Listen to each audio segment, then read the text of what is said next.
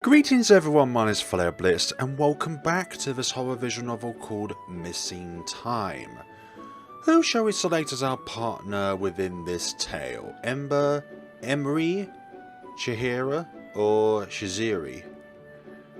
I think we're going to go with a safe option by being with our childhood friend. I'm calling it the safe option. The top option I would say is the feisty, risky option, and then the other two are kind of breaching into the same area. Think we can handle this, Chiharu? Of course. How about you all girls?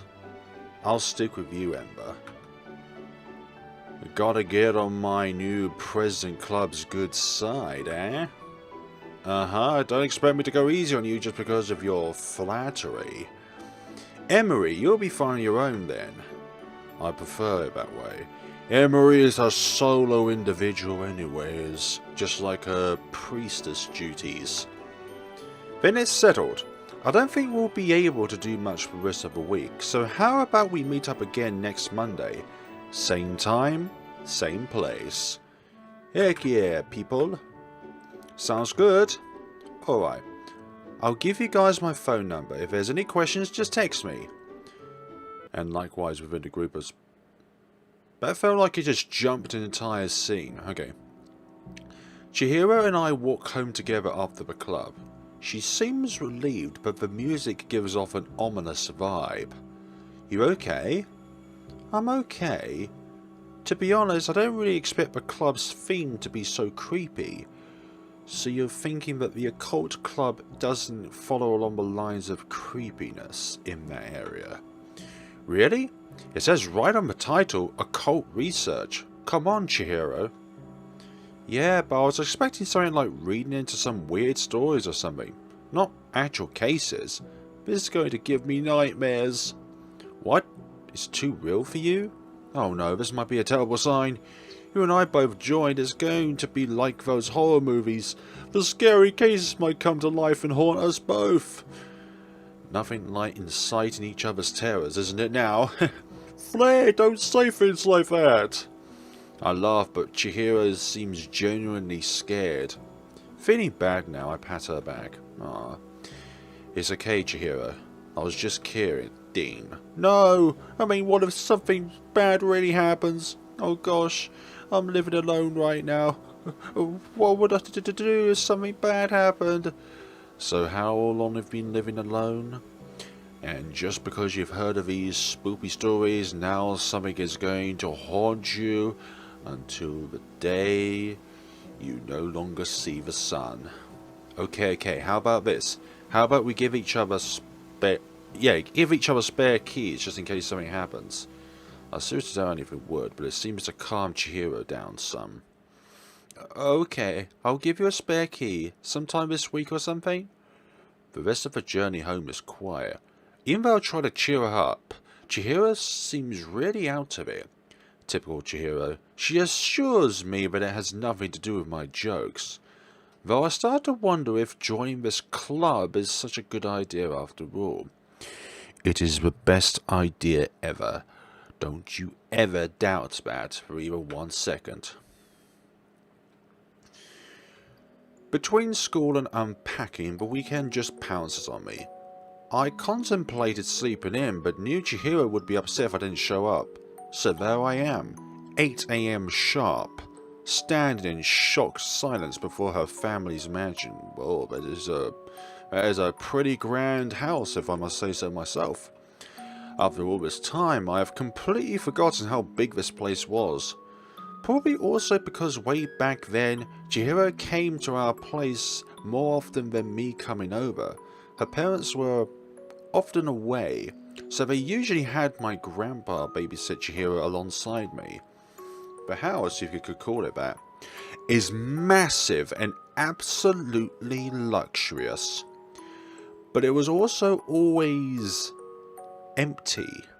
I don't know, or rather not remember all the details, but I'm pretty sure Chiharu's parents didn't want her to be watched over by strangers. Servants, or so to speak. Looking at the giant property in front of me, I can't help but think how lonely a life Chiharu must have, and all of the different spooky scenarios she must envisage from other tales of horror, the letter primarily. Hello, it is the postman. I've just suddenly dressed up as your best childhood friend. Shaking my head, I ring the bell, where Chihiru's voice buzzes out after the first ring. Heck yeah. Oh hey Flare, come on in. Have you had breakfast yet? At least someone is happy, but I can't be grumpy at food either. Ah, you look stunning today. Relocating to her implacably groomed garden at the back, we chat about school over the delicious quelch Chihiru made. Since we both don't know where else to start, the internet's the first place we go to. Peering into Chihiru's laptop, I wrinkled my nose. Yeah, there isn't anything about those instances on the first couple of pages. They definitely didn't get a lot of coverage, not nearly enough. 13 students and 12 teachers went missing last year. Only 6 bodies were found while the rest are presumed dead or still missing. 5 students and the teacher were from the same school as us, and the rest were from middle school with an exception of someone from a nearby college. A lot of these deaths were ruled as that or accidents. None of them homicide. It's definitely strange, but I don't think there's a supernatural cause to it. It doesn't help that most of these deaths happened towards the end of the school year, and between the ages of, wait, did it say 15 and 25? So how come the teacher was? Maybe it's just a very young teacher. The most stressful time of a student, because that's usually when prom arrives, or the finals actually. Unfortunately, in some communities, the suicide subject is a sensitive and shameful one. Yeah, I would say leaning more sensitive than shameful.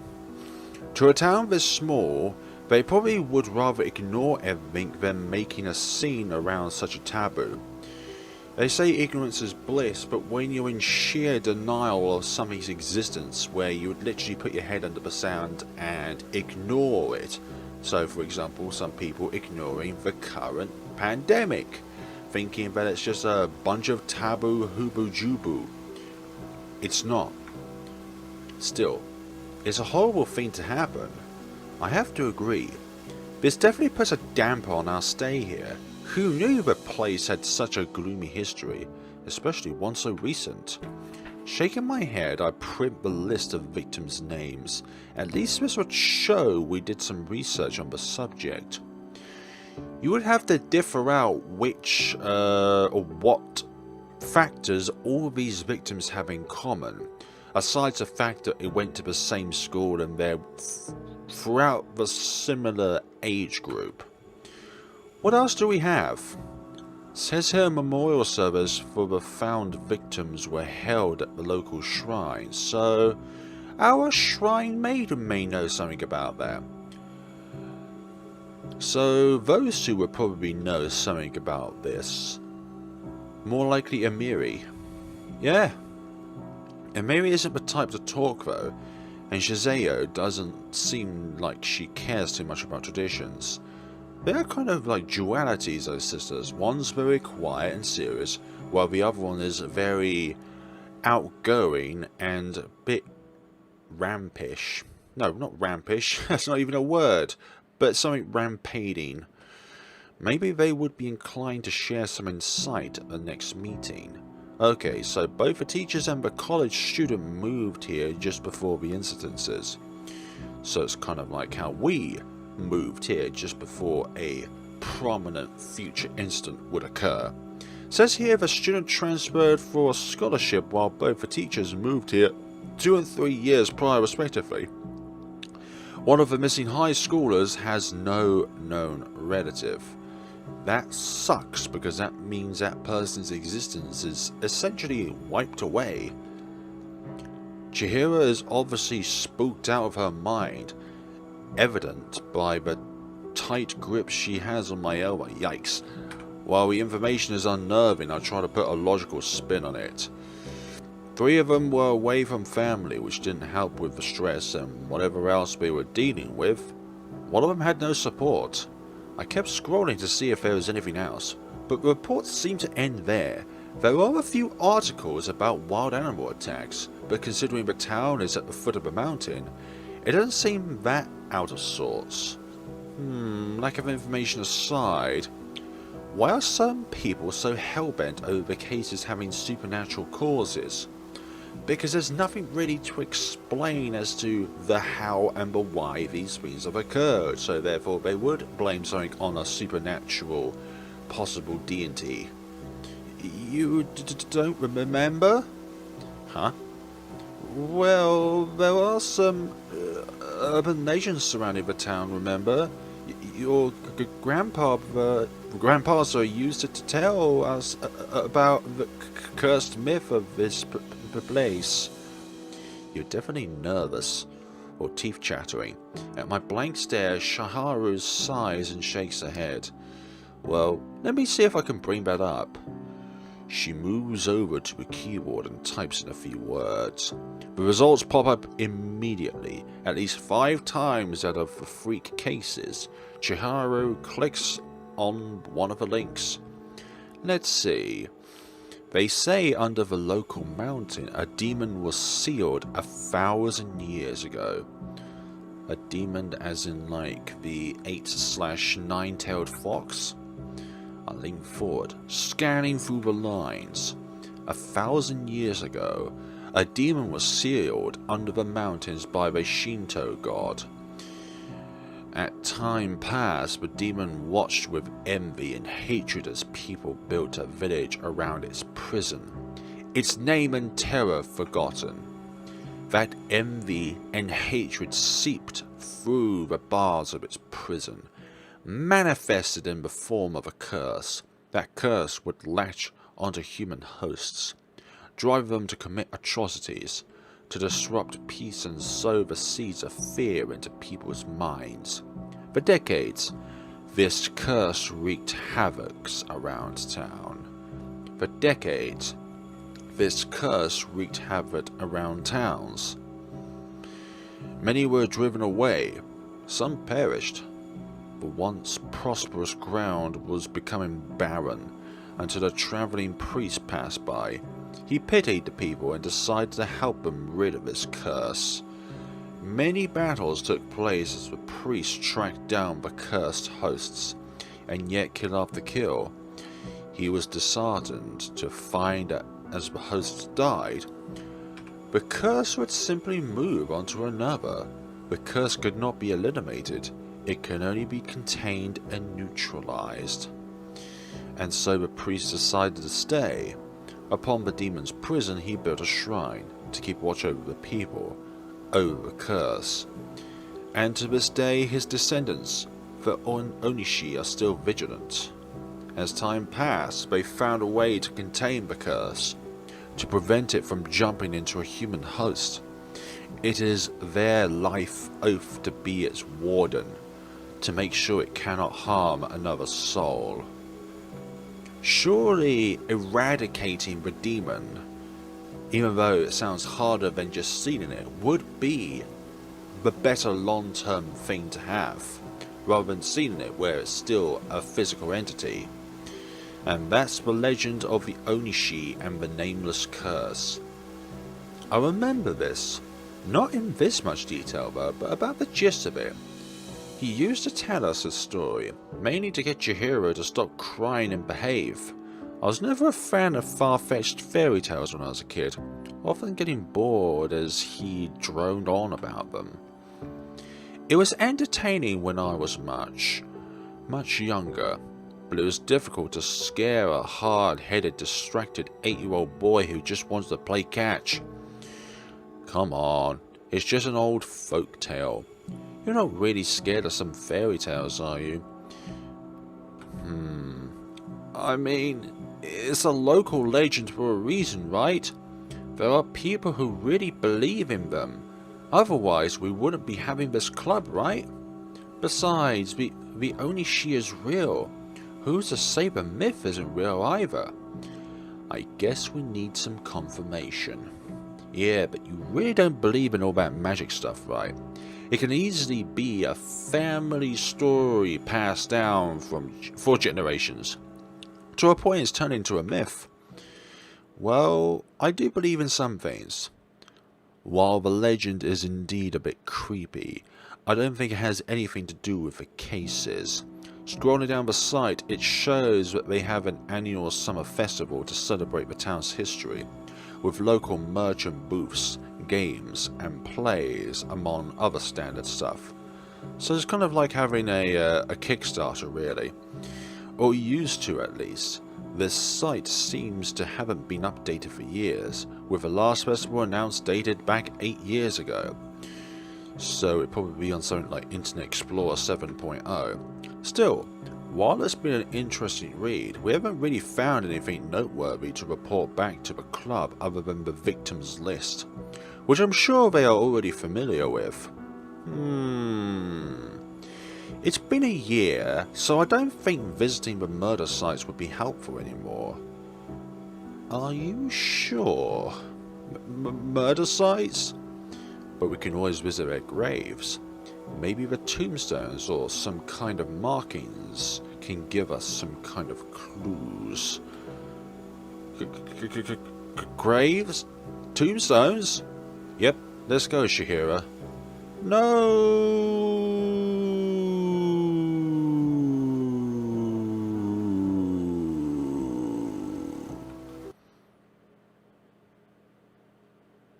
Reminiscent of old times. We only need to take one bus from Chiharu's house. She shivers the whole way, hands clutching at the strap of her purse so tightly I'm afraid it might break. Needs to say she is spooked out of her mind. Well, I feel sorry for her. I cannot resist but tease Chiharu a little. What are you so scared of? They're just dead people. What do you mean by just dead people? They once had life to them. That's what I'm scared of. Why, you think they'll jump out of their coffins and do a little zombie dance? Oh dear, something they would see in Fortnite. I jerk around, poorly imitating a risen corpse, but it's enough to make Chiharu yelp and slap my arm away. That's not funny, quit it! I chuckle but stop at her teary glare clearing my throat. I scratch the back of my head sheepishly. Come on. We're going in there in broad daylight. Yeah, exactly. It's broad daylight. It's not exactly nighttime. If there's anything you can learn from these campy horror movies, it's that bad things only happen at night. You're still dragging me to a graveyard. Oh dear. One like equals one prayer for Chiharu. It's not like we're going to be dead anytime soon. Come on, Chi. Where's your bravery? Where's your bravado? I want to be brave at home with my teddy bear. Aww. I have to laugh at that, earning myself another slap to the arm. Aside from some more minor protests, we arrive at the graveyard without a hitch. Once we leave the bus though, Chiharu forgoes her own embarrassment and grip my arm so tightly it might be dead for real. Hello, I've got myself a real zombie arm, except I don't want it. Why did I let you do this to me? Why did you tag along, I'm sorry to say? Because you signed us up for this club. Yeah, ultimately it was her idea, but at the end of the day we still need to join a club. Satisfied that she has now stopped complaining, I venture forward and pushes the iron gates open. It's pretty standard, situated towards the outskirts of the town, clean. Rows and rows of grey stones lay neatly, almost sparkling under the sun, with a few family shrines and tombs scattering away, and one really petrified Chiharu. Well, at least the upkeep here is good. Pulling out the list of victims, I check the plaque by the gate. What? They say they found 6 bodies, right? There are only 5 buried here, and one of them is one of the reported missing people. Eek! This is too creepy, I'm out! I grab her by the arm before she can escape. Taking a picture of the plaque, I promptly drag Chiharu into the cemetery ground. Let's go. Why? Oh, here lies... Does it say Kei? Despite my enthusiasm, however, we can't seem to find anything enlightening. All the markings on the grave are very standard. Name, dates, general here lies, or in memories of lines. 4 out of 5 completely lack any kind of flowers or memorabilia, and one of them is an empty grave. It's like nobody cares at all. That's really sad. I was scared before, but this is just sad. Yeah. Chiharu sniffles quickly. Rummaging her purse, she pulls out a few wrapped candies and leaves one of them at each of the victims' graves. Ah, it's not much, but I hope wherever they are, they can be at peace now. Chiharu. Clasping her hands together, Chiharu closes her eyes, praying. I'll wait until she is done, then escort her back outside. Even my more mischievous side can't find anything to joke about. No, it's better not.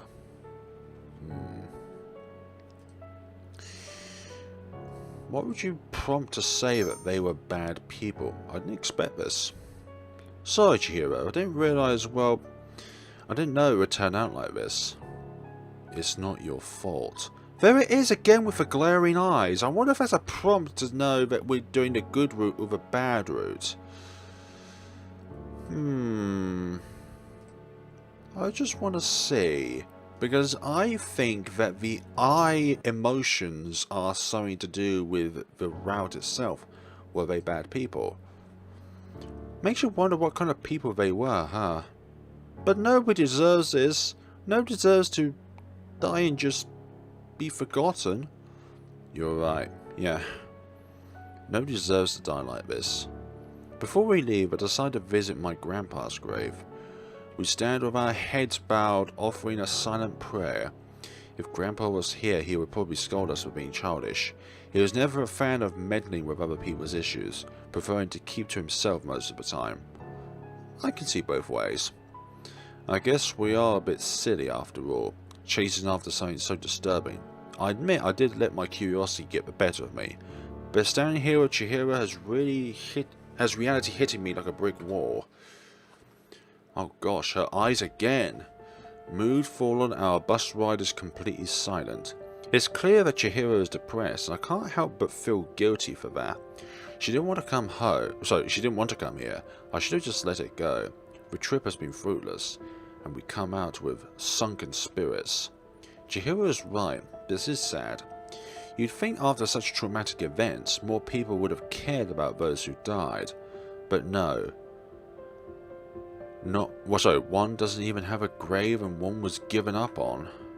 It makes me wonder, what were those people like when they were alive? Why do these victims in particular didn't have any family or relatives that care? Is that why they were targeted? Because whoever the culprit was, they knew people wouldn't care enough to push the investigation?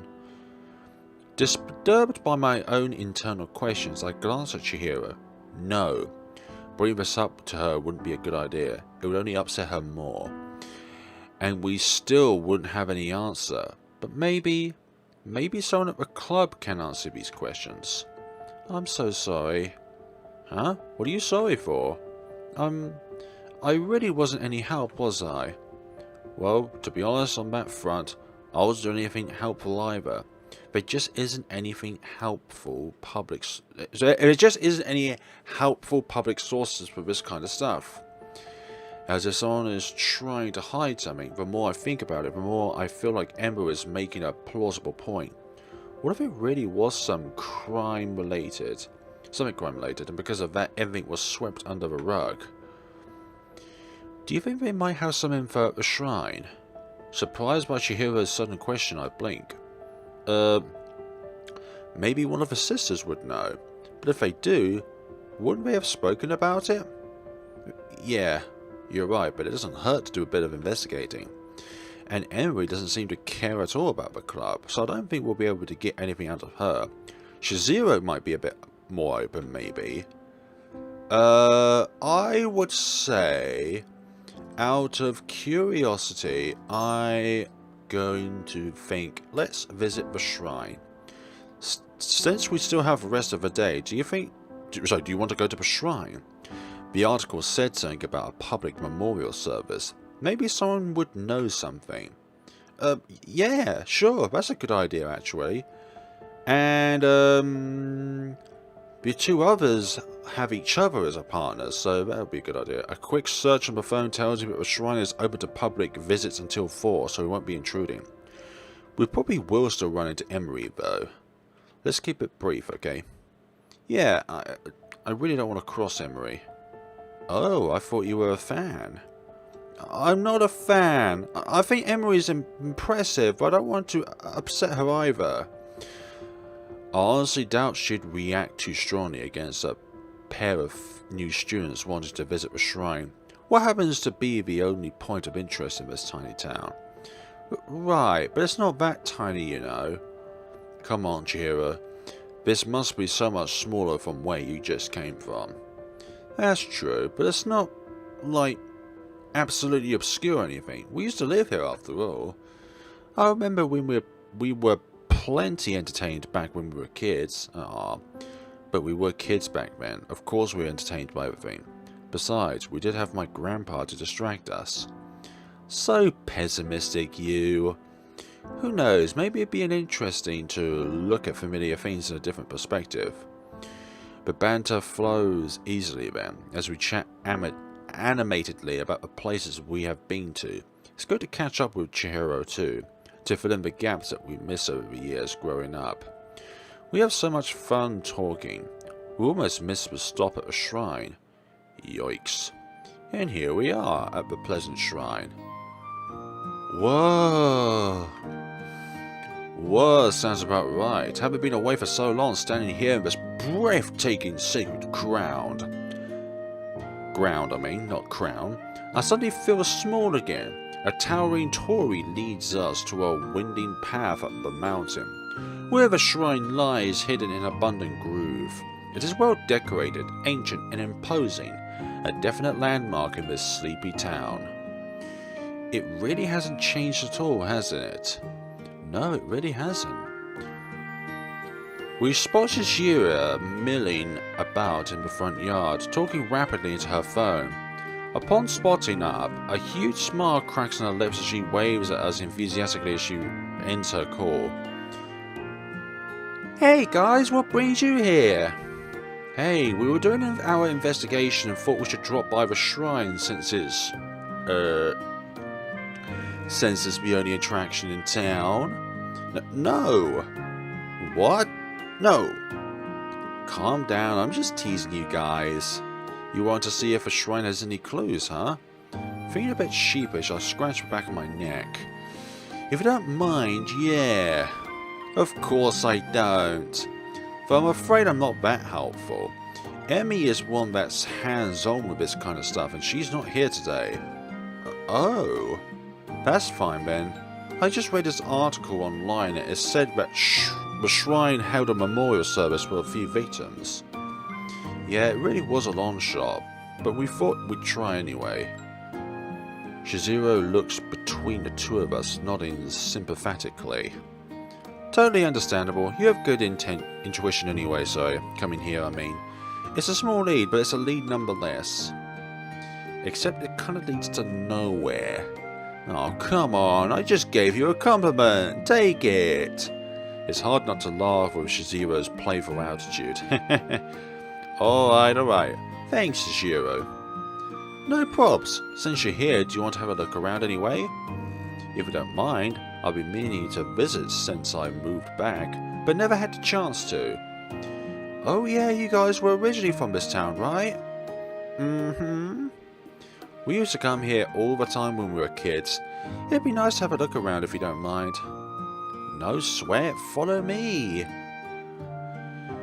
We end up having a brief tour of the place. Shizuyo shows us the inside of a shrine where I and Shizuyo each light an incense stick to show our respect. We are told about the history of the place, how the shrine was built, and that it is a certified historical landmark. It occurs to me halfway that Shizuyo probably had to play tour guide a lot, and that makes me feel a bit guilty about bothering her on her day off. I tell her as much. Nonsense, you guys are friends. Besides, it's kind of my duty to give you a welcome back tour and stuff. Thank you so much, Shizuyo. Aw, they're so happy. Especially Shizuyo with those arrow eyes of hers. You're very welcome. Anything else I can help you with? Ask her about the legend. Chiharu immediately fidgets beside me, blushing a little. It doesn't take me that long to figure out what she is being shy about. Rolling my eyes because I honestly feel it's a bit childish, but if I don't get it out of the way, Chiharu will be bothered for who knows how long. So I bite the bullet. Yeah, actually, what can you tell us about the local legend? The local legend? Oh, you mean the one with a curse? That's the one. A slow smirk starts blooming on her face. I can feel Chiharu shivering uncomfortably beside me though. It is said that this shrine is built over a ferocious demon who poisoned people's emotions and fed on their souls. Yikes, truly was a fearsome one. Lurking in the deepest... Sorry, it was a fearsome creature. Lurking in the deepest, darkest shadows and pounced when one was most vulnerable. Chiharu stifles a yelp. Shizuyo's smirk turned into a grin. Yikes. Do you enjoy feeding off of people suffering like a demon?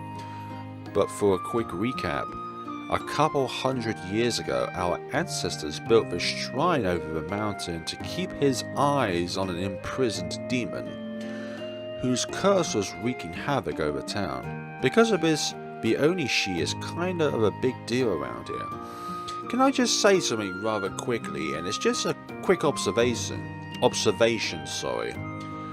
Shizuyo's eyes are red, which kinda stick out like a sore thumb because naturally people don't have red eyes.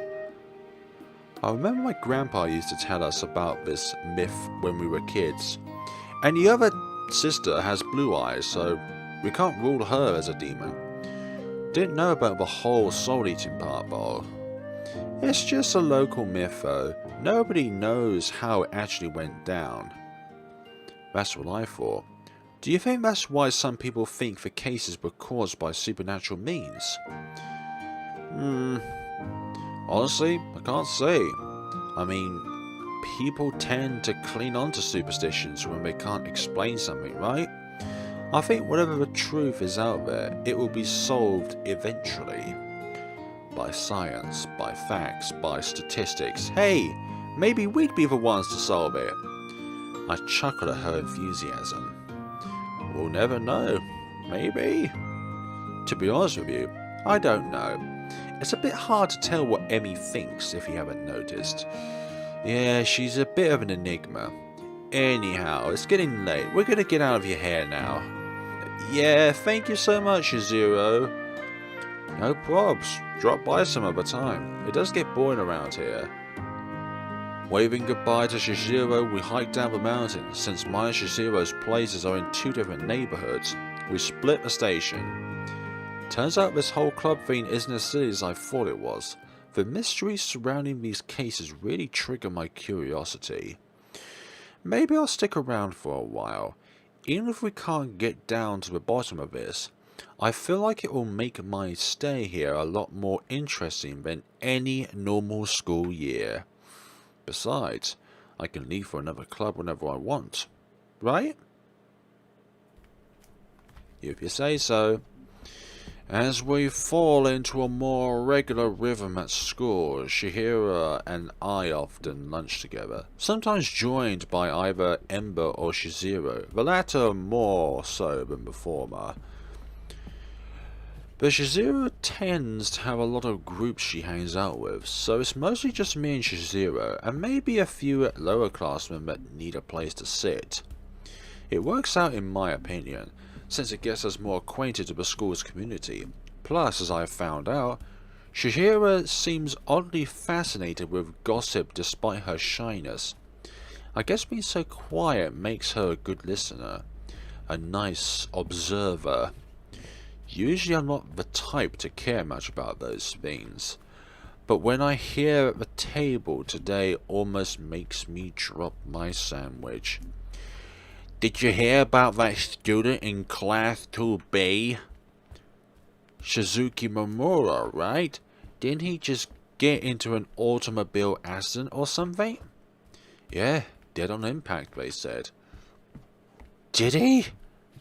But he's a creep. Hey! Don't judge people. Maybe he is, but nobody deserves a fate like that. Oh, that's mean. I heard he was stalking Kyoko in our class. Boys like that are scummy, you know. Chewing out the rest of their jeering, I gave Chiharu a horrified look. Hers mirrors mine. Quickly leave the three chattering girls behind. As soon as we're out of earshot, Chiharu exclaims, "That's horrible!" Yeah, I get it. That guy might not be the best, but nobody deserves to suffer and then talked about like that. Yeah. Safe to say we have both lost our appetite. Yeah, having those kind of conversations whispering around you does tend to do that. Some of the girls here seem mean-spirited, no? Well, I guess you can... Sorry, I guess you get that kind of group everywhere you go. Touchy. At least those at the club aren't catty. Catty? Yeah, they're a bit eccentric. But they're not mean girls for sure. I can see eccentric, yeah. Hell, that club in general is eccentric. I wonder why Shizuyo joined, to be honest. Oh, how come? Well, she kinda is the it girl, you know. Pretty, popular, good grades, those kind of things. She could have joined any club, really. Well, those girls always have their own weird little obsession, right? Some hidden interests that are different from the others. I guess, I mean, nobody's perfect, right? Exactly. Not to say Shizuyo isn't perfect or anything. Are you a secret admirer of Shizuyo? Chucking at her own blushing face, I can't help but tease Shizuyo a little. You think Shizuyo is perfect? Covering her face with both her hands, Shizuyo mumbles unintelligibly. What was that? Gosh, you're terrible! Laughing at her own outburst, we resume our strides. Feeling a little more perked up, I decide to change the topic. Where do you think about the others? Well, I don't know about Emiri, but I don't think anyone really knows what to say about her. I mean, she's very well respected, don't get me wrong, but, like, she doesn't get involved. You get what I mean? Yeah, I can definitely see that. I can definitely see that indeed. Ember, on the other hand, has a bunch of rumours about her. Does she? Not a lot of people like her. Maybe because she comes off a bit strong? Maybe. Lots of people say she's a troublemaker too, like getting into fights and stuff. That makes sense. No wonder she had a hard time recruiting. The club's weirdness aside, her reputation and personality might have waned people off, sorry. Before we can continue our conversation, the school bell rings and the conversations are over while the classes resume. I'll see you at the club later. Later, alligator. As scheduled, the club meets up after class. Notes are passed around and compared. So far, we all have the victim list, the school's statements, and police statements. Wait a minute, what? The police statements? Surely that sort of stuff is confidential information, right?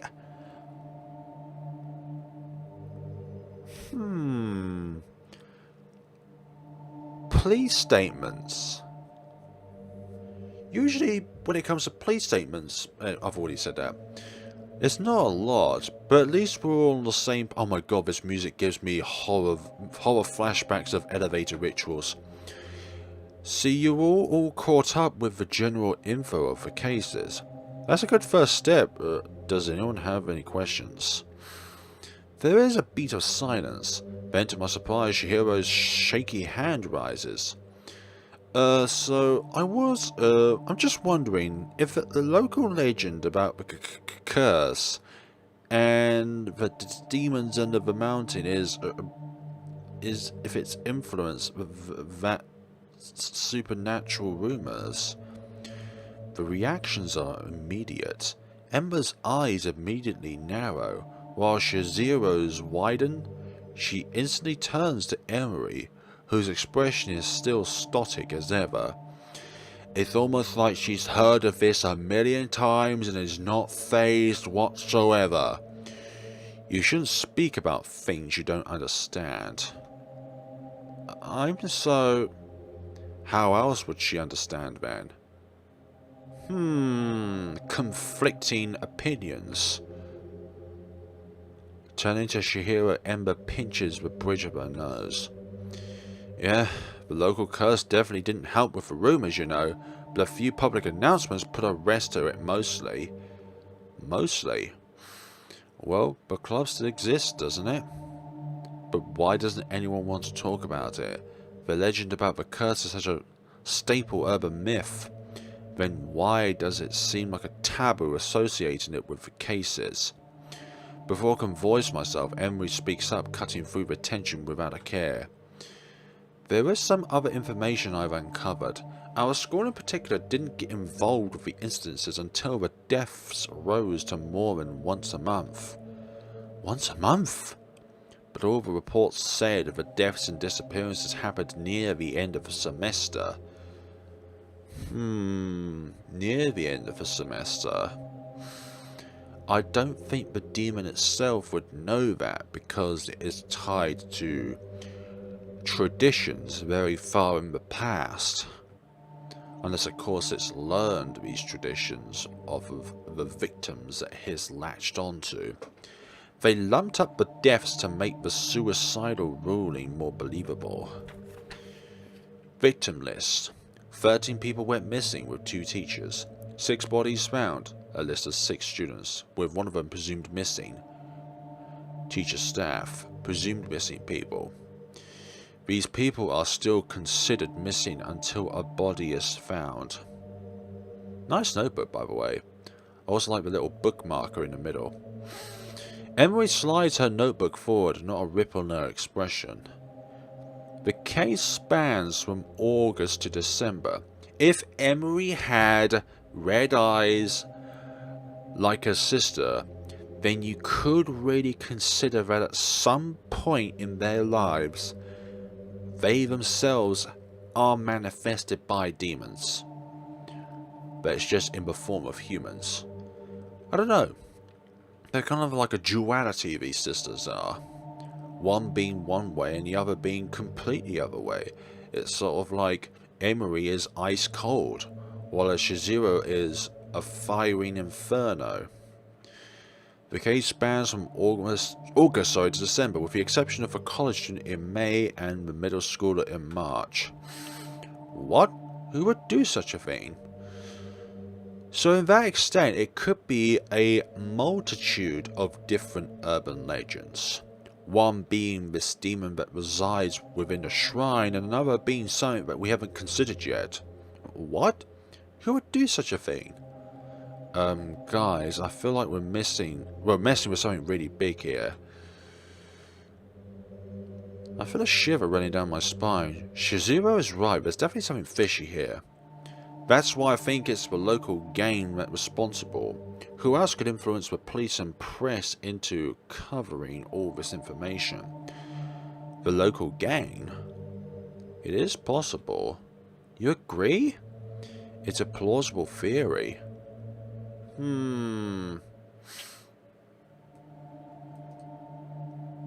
Right. Let's see, I feel like there's a but there. There's one theory, but there's no concrete evidence. Previous members were sure about supernatural ties. Whoever did this didn't want anyone to find out. Like, I wouldn't go... The top one would be pressing the information more, but there might not be any more information.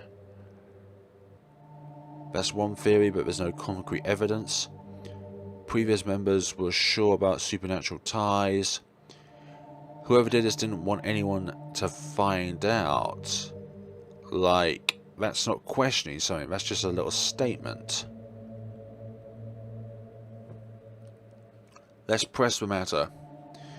Everyone seems to be deep in thoughts about it. Chiharu is obviously rattled. Standing a bit closer to me, Shizuyo flips through her sister's notebook, brows frowning, Even though Emiri doesn't show her expression as per usual, her fingers are tugging at the edge of her sleeve. Ember is the least phased, but then again she probably already knows about everything we have brought up. Ember, do you have any proof that this could be tied to the local gangs? No, but the area where people were found missing or dead is gang territory. That's too obvious. What do you mean too obvious? If it was indeed the gangs, then we wouldn't just dump the body right on their territory. If this was an act of intimidation, they would have tried to half kill, half kidnap people like this. But then how would you know then, Emiri? You seem to know an awful lot about this. It's a simple deduction. Honestly, we're just grasping at straws right now. For all we know, we might be dealing with a serial killer and don't even know it. A serial killer? Were you up watching those shows again? What kind of shows are you going on about? Hey, why is that when Ember said her theory, you say it's viable, but now I put out my theory, you give me the attitude? What attitude? Ugh, you're impossible. Why do I even bother anyway? The girls are clearly growing stressed with the subject.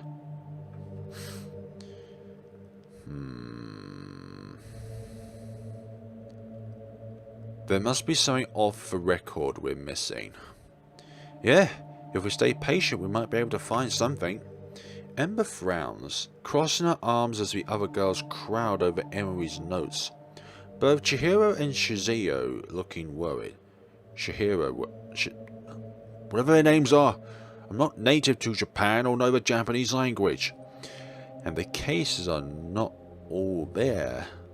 And the cases are not all they are. Okay. There's more? There was a spike in deaths before the cases were discovered. A number of elderly and hospitalized patients passed away prior to this. It seems disturbingly reminiscent to real-time events. But aren't those just natural deaths? That's what they seem to be. However, the spike was unnatural. People with no history of heart attack died of strokes. Seemingly improving patients suddenly grew worse and died. There was no virus going around. And yet some healthy people perished of sickness. Yikes, my spine frosts over as Emiri's eyes land on mine. All of them were alone, with no family in town. Sounds familiar? Yeah, thanks. Thanks for giving me and Chiharu that piece of information. What are you suggesting? It's not a coincidence that the previous members of the club insisted that the causes could be supernatural. In fact, I was requested to perform a few exorcisms and cleansing rituals for those people. I feel my whole body seized up. Is Emiri? Is she implying that my grandpa, that he was one of the victims too? I think you're reaching a bit. Old people die all the time, just because... Isn't our task to find any possible link to the cases you presented to us? Anything is possible without evidence. Saying my suggestion is reaching is like saying your accusation of the gain is preposterous, I mean, sorry. You! But that's just it, isn't it? Anything we say right now is just speculation. Whether those deaths Emmy said are involved with the cases we're looking into or not. Even Ember's theory of gang violence. We don't know for sure if it's true. Shizuyo is right. We don't have any proof. Ember. Is there anything else? Anything else we can look into? At first I thought Ember wasn't going to answer Chiharu, but she visibly composes herself, letting out a long exhale. There's a box in the storage room down the hallway. Should be labelled. 2 of you should go, since it's pretty messy in there. Might need an extra hand, you know. Alright, I'll go. It's a good chance to stretch my legs. Plus, getting away from the tension, none of the girls seem too keen on volunteering though. I guess I'll have to ask. I guess I'll have to ask for some assistance, but we'll do that in the next time, since realistically this is where we ended off the episode last time, in this exactly the same scenario of choosing either one of the 4 wonderful individuals in our club. Thank you all so much for watching, and see you all in the next time of Missing Time. You won't be missing out on your time by watching these Let's Plays, I can assure you of that. You will be having 50 minutes or so worth of time brilliantly used. Have a wonderful day and take care of yourselves.